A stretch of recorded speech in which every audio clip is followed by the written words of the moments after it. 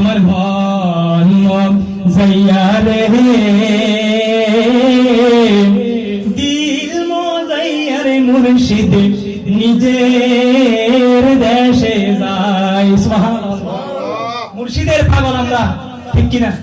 মুর্শিদ ছাড়া কোনো উপায় আছে নিও? যার মুর্শিদ নাই তার মুর্শিদ, যার পীর নাই তার পীর হচ্ছে কে? শয়তান। কথা বলেন না, যার পীর নাই তার পীর কে? শয়তান। সুতরাং আমরা আশা করি আমাদের সবার পীর মুর্শিদ আছে, আর আমরা মদিনা ওয়ালার দামান ধরে আছি। সুবহানাল্লাহ বলেন। আমার মন মজাইয়া রে দিল মজাইয়া রে মুর্শিদ নিজে এর দেশে যায়। বলেন আমার মন মজাইয়া রে দিল মজাইয়া রে মুর্শিদ নিজে এর দেশে যায়। ও মুর্শিদ ও মুর্শিদ ও মুর্শিদ ও মুর্শিদ ও মুর্শিদ ও মুর্শিদ ও মুর্শিদ আমার মন মজাইয়া রে দিল মজাইয়া রে মুর্শিদ নিজে এর দেশে যায়। আমার মন মজাইয়া রে দিল মজাইয়া রে মুর্শিদ নিজে এর দেশে। ও মুর্শিদ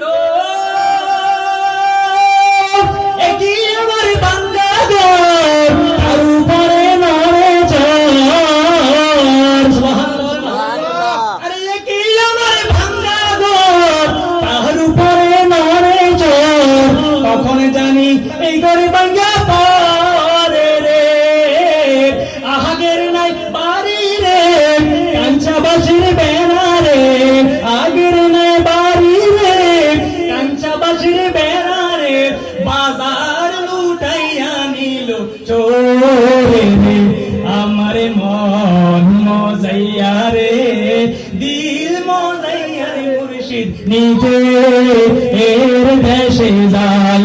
আমার মন মজাইয়া রে দিল মজাইয়া রে মুর্শিদ নিজে এর দেশে যায়। মুর্শিদ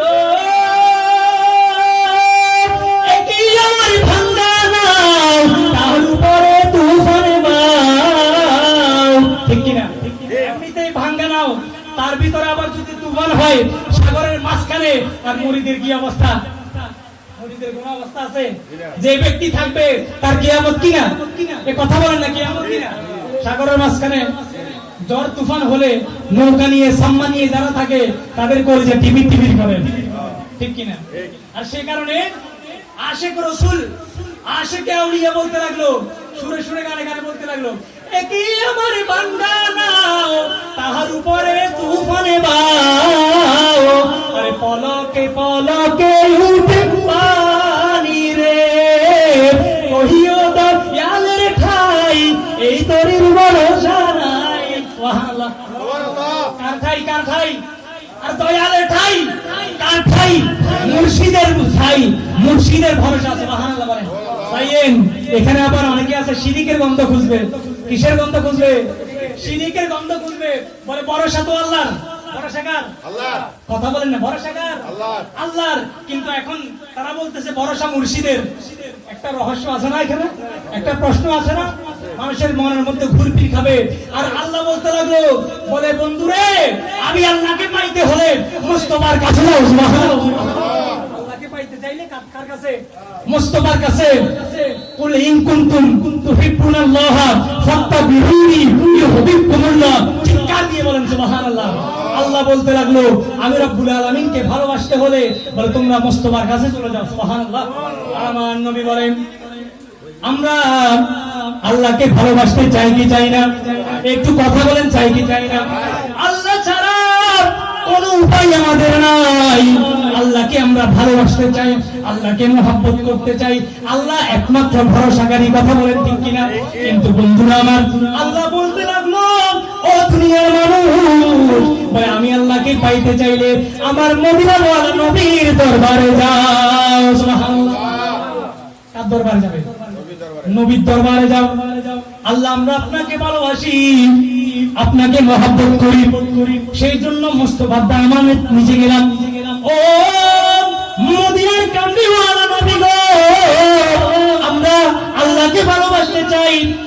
বললো আপনাকে ভালোবাসলে বলে আল্লাহকে ভালোবাসা হবে। সুবহানাল্লাহ বলেন। আল্লাহকে ভালোবাসতে হলে আপনি নবীকে ভালোবাসতে হবে। আর আমার নবী বলতে লাগলো উম্মত রে, প্রেমের খেলা এখনো শেষ হয় নাই। প্রেমের খেলা এখনো কি হয় নাই? শেষ হয় নাই। আমার নবী বলতে লাগলো আহিব্বুনি লিহুব্বিল্লাহ ওয়া আহিব্বু আহলে বাইতি লিহুব্বি। চিৎকার দিয়ে বলেন সুবহানাল্লাহ। আর আমার নবী বলতে লাগলো আহিব্বুনি লিহুব্বিল্লাহ, আল্লাহকে যদি ভালোবাসতে চাও শুরু করে দাও, একটু 5 মিনিট কথাটা শেষ করে নিই। আল্লাহকে যদি ভালোবাসতে চাও আমি নবীকে ভালোবাসতে হবে। কথা ঠিক কিনা নাকি ভুল আছে? ভেজাল আছে নি? কোনো ভেজাল নাই। আপনারা একটু জোরে জোরে কথা বলিয়েন।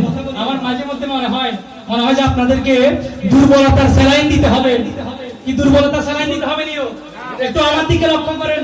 আজকের এই উঠান আমরা মনে করতে লাগলাম যে এটা ঘরের উঠান, বাড়ির উঠান, কিন্তু আমার আল্লাহ বলতে লাগলো এটা বাড়ির উঠান নয়, এটা হচ্ছে জান্নাতের বাগান। সুবহানাল্লাহ বলেন।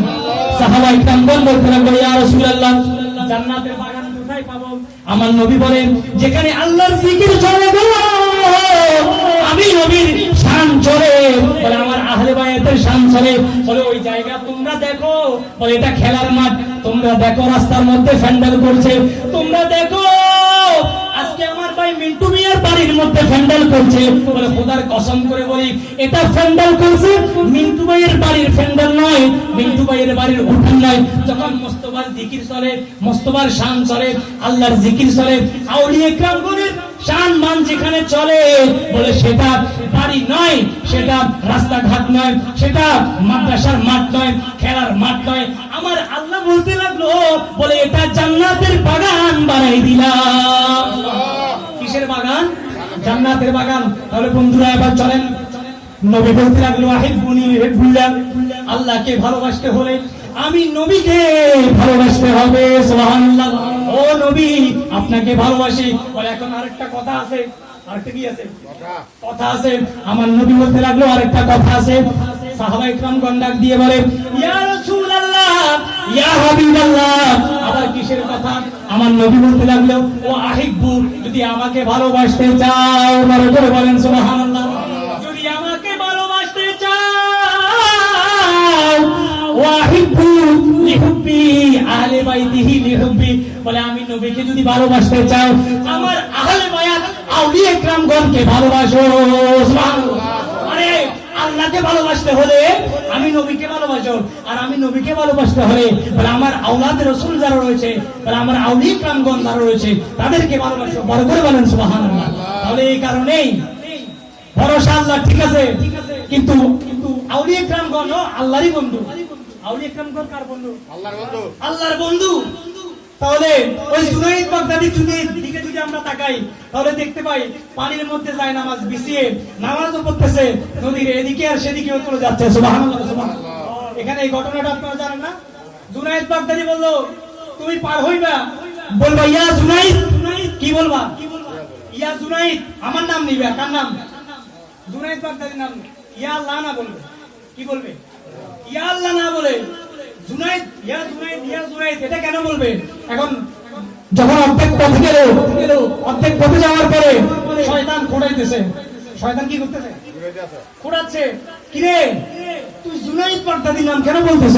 আল্লাহর নামে না বলবো, আল্লাহ না বলো। কি আল্লাহ বলো না? সবকিছুর মালিক কে? আল্লাহ। সকল ক্ষমতার মালিক কে? একটু জোরে বলেন কে? আল্লাহর নাম না নিয়ে তুমি জুনাইদ বাগদাদির নাম কেন নিচ্ছ? জুনাইদ বাগদাদি বলতে লাগলো বন্ধুরে আল্লাহর নাম নিচ্ছ তুমি, আমাকে প্রশ্ন করতে লাগলাম আল্লাহর নাম নিচ্ছ, আল্লাহর নাম নিলে তুমি ডুবে যাচ্ছ, আবার জুনাইদ বাগদাদি আমার নাম নিলে তুমি আবার উঠে যাচ্ছ। মামলা কি একটা পেঁচাইলে কথা নাও? কেউ আল্লাহর নাম নিলে মধ্যে ডুবে যাবে, জুনাইদ বাগদাদির নাম নিলে পানি থেকে উঠে যাচ্ছে, আর আল্লাহর নাম নিলে ডুবে যাচ্ছে। কেমন একটা বেড়া তারা এরকম কথা বললে তো মানুষ আমরা ধরে পিটাইবে, ঠিক কিনা? পিটাইবে না? কিন্তু বন্ধুরা আমার আল্লাহর বলে বলতে লাগলো তোমার সেই শক্তি, তোমার সেই এবিলিটি এখনো হয় নাই। আমি জুনাইদ বাগদাদি আল্লাহর রশি ধরে আছি। বলেন সুবহানাল্লাহ। আমি জুনাইদ বাগদাদি কার রশি ধরে আছি? জোরে বলেন, কার রশি ধরে আছি?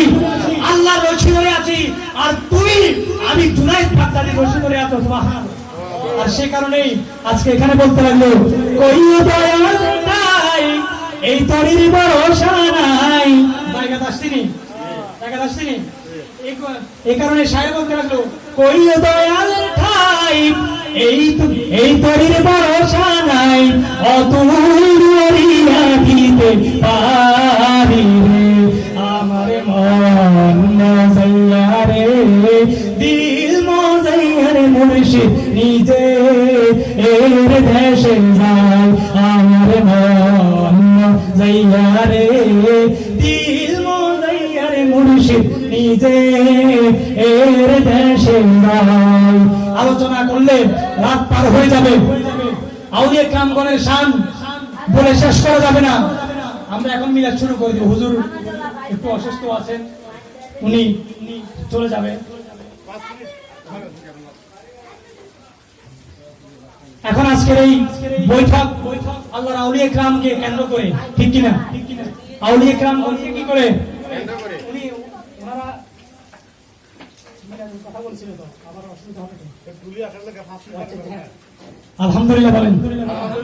আজকে প্রেমের সাগরে ডুব দিয়েছি। সুবহানাল্লাহ বলেন। আউলিয়া کرامগণের সাগর, প্রেমের সুদ আজকে আমরা পান করব। সুবহানাল্লাহ। আউলিয়া کرام কোন জিনিস? সময় যখন আছে একটু বলে ফেলি, কথা বলেন, ঠিক কি না?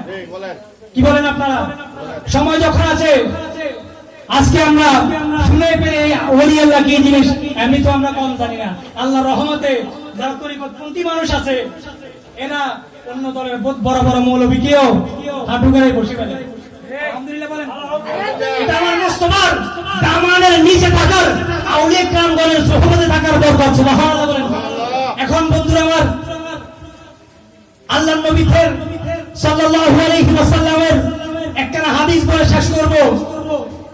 আল্লাহর নবীর দরবারে হযরত ওমর রাদিয়াল্লাহু তাআলা আনহু থেকে হাদিস খানা বর্ণিত, সুনানে আবু দাউদ শরীফের হাদিস 3529 নম্বর হাদিস। এই হাদিসে পাকের মধ্যে হযরত ওমর রাদিয়াল্লাহু তাআলা আনহু আল্লাহর নবীর শানের মধ্যে বলতে লাগলো, হযরত ওমর রাদিয়াল্লাহু তাআলা আনহু বর্ণনা করতে লাগলেন, ইন্না মিন ইবাদিল্লাহি লাউনাসাম মাহুম বিআনবিয়া ওয়ালা শুহাদা ইয়াগবিতুহুমুল আনবিয়া ওয়াশ-শুহাদা ইয়াওমাল কিয়ামাতি বিমাকানিহিম মিনাল্লাহি তাআলা। বরকত বলেন সুবহানাল্লাহ। আল্লাহর ওলির শান কেমন দেখবেন আজকে। হযরত ওমর রাদিয়াল্লাহু তাআলা আনহু বলেন, আল্লাহর নবী বলতে লাগলো, ইন্না মিন ইবাদিল্লাহি লাউনাসাম মাহুম বিআনবিয়া ওয়ালা শুহাদা। হযরত ওমর বলতে লাগলো, আল্লাহর নবী বলেছেন, বলে কিয়ামতের ময়দানে এমন কিছু মানুষ আছে যারা উঠবে কিয়ামতের ময়দান। কিয়ামতের ময়দান হবে না? হাশরের ময়দান হবে কি হবে না? এই হাশরের ময়দানের মধ্যে কিছু মানুষ উঠবে। এই মানুষগুলো উঠার পরে ইয়াগবিতুহুমুল আনবিয়া ওয়াশ-শুহাদা, আম্বিয়ায়ে কিরামগণ এবং শহীদানগণ তাদেরকে দেখে ইয়াগবিতুহুমুল, তাদেরকে দেখে ঈর্ষান্বিত হবে। কি হবে? মানে একটু একটু মনে মনে হিংসা করবে আর কি। কি করবে? হিংসা করবে বলতে বলা বলি করবে, কি রে এই মানুষ এগুলো কারা? এই মানুষ এগুলো এরা কারা? এদের চেহারা এত নূরানি, এদের মর্যাদা বিমাকানিহিম মিনাল্লাহি তাআলা, এদের মর্যাদা কিয়ামতের ময়দানে আমাদের থেকেও বেশি। আমরা নবী কিন্তু এরা নবী নয়। আমরা নবী, এরা কি নয়? নবী নয়। একটু লক্ষ্য করিয়েন, আমরা নবী কিন্তু এরা নবী নয়। শহীদগণ বলবেন আমরা তো শহীদ, কিন্তু এই ব্যক্তি এরা কারা? এরা তো শহীদ নয়। আর অন্যান্য নবী রাসূলগণ বলবেন আমরা তো নবী, কিন্তু আমাদের মর্যাদা, আমাদের মকান, আমাদের স্ট্যাটাসও কিন্তু এত উপরে নয়। এরা কারা? এরা কারা? সুবহানাল্লাহ বলেন, বলেন না সুবহানাল্লাহ। এরা কারা? নিজেরা নিজেরা বলা বলি করবে আর কি। বলা বলি করার পরে সাহাবায়ে কিরামগণ বলবেন, বলু